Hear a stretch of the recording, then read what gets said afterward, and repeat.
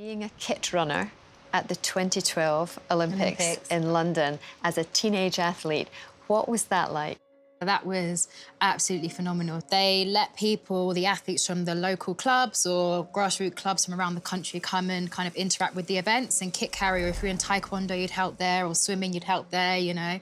And for track and field, yeah, Blackheath and Bromley, so my club, they got to send 10 people to kit carry, and I won the raffle, one of the little things. So I was one of the 10. I was so happy. And I remember we were kit carrying on Super Saturday, and we had obviously had no idea that it was going to be one of the most fantastic nights for British sports like ever, when we got given that rota.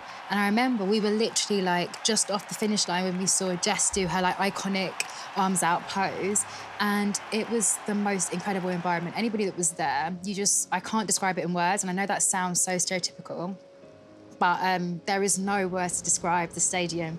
I don't think anybody knew the enormity of 2012 and how it was going to take off, and the way that people were going to embrace it, and the way people from all over the world came. What stood out for me was the fact that you could turn around and there were people in the crowd crying, they were screaming, they were shouting, and the joy was just euphoric. It was just off the charts. And I remember thinking, wow, by kind of focusing, applying themselves, and just really focusing on their talent and achieving their potential, really, these athletes have managed to make people feel like that, because the whole stadium, even the whole country, they remember that day. I think that's what we have to remember as athletes. You know, we don't just do our bit and leave. We hopefully stay there to do a bit and make an impact.